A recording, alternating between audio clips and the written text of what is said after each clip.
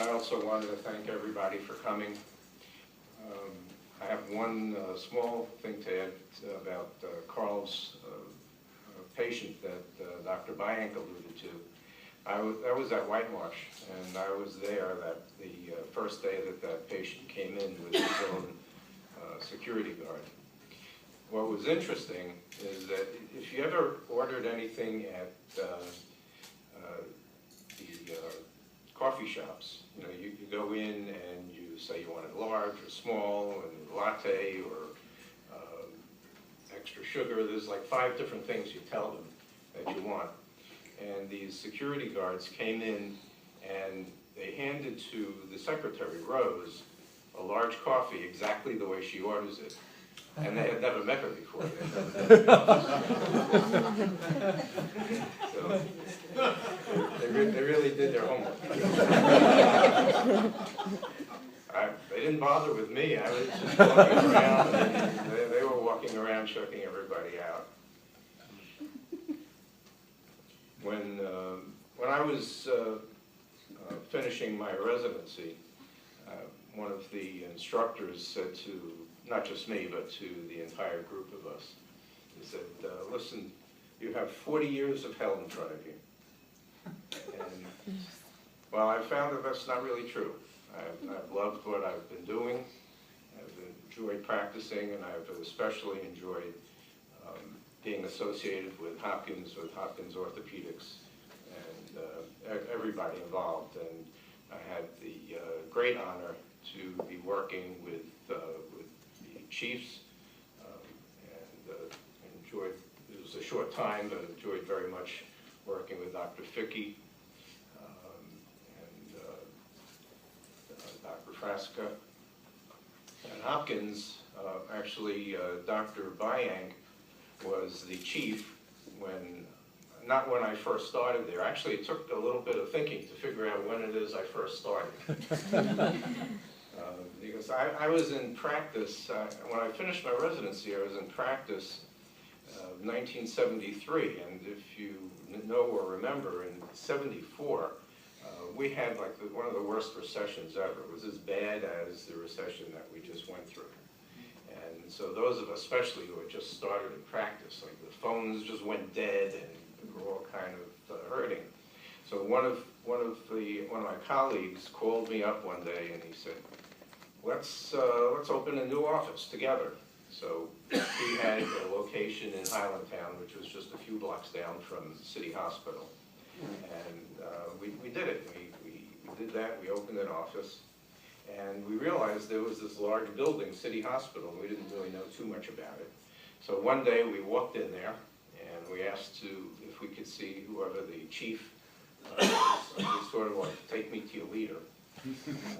We met Dr. Phil Zeev, who was the chief, and he said to us, this is really interesting that you came in here, because we were looking hopefully to connect and to have start some sort of service there. And he said, we just had a meeting last night of the medical staff, and we are going to form something brand new that the federal government is interested in. It's called an HMO. And to have an HMO, we need one of everything. And we even mentioned at the meeting last night, we needed to have a podiatrist. And how are we going to find one? And we just walked in that day, and it was the right time, the right place. So we opened up a clinic in the medical clinic, and one day a week in the Care First location. Now, Care First, which you know of now, is Blue Cross and Blue Shield Care First. This is an enormous organization, but it was actually created by this professional group that was providing the medical care at City Hospital. City Hospital was an interesting place. Mr. Peterson mentioned that they had some challenges there, and the city wasn't real happy with them. Actually, I know some of the actual stories that went on. We had a very colorful mayor at the time, Mayor Schaefer, and City Hospital was actually losing $10 million a year, and it was coming right out of the city budget. And Mayor Schaefer was a very animated guy. So every week, he would call down to City Hall, and he would get Dr. Zeev or one of the other executives of the hospital, and he would yell at them and throw things at them. I think one time he threw his shoe at them. He really wanted to close the place. But they did make a deal with Hopkins, and they sold the entire campus to Hopkins. Actually, in selling it to Hopkins, the city paid Hopkins $1 million to actually take it.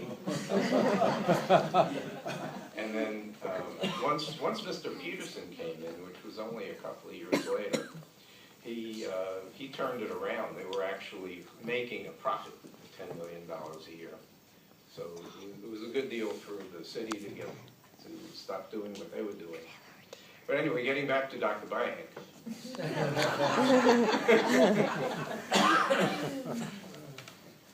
So I started working in the medical clinic, and then a couple of years later, the dermatologist, Dr. Lamberg, was interested in bringing me into the practice itself, into CPPA, which he did once I actually passed my surgical boards.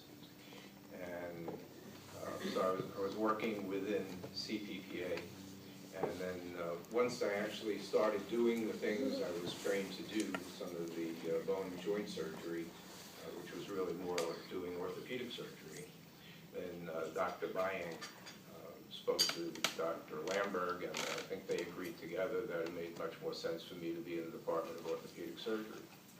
So I had the great fortune of working with Dr. Byhank and Dr. Wenz, and Dr. Mears, Dr. Knudsen. And it's been a pleasure working all these years. And as Carl mentioned, the decision to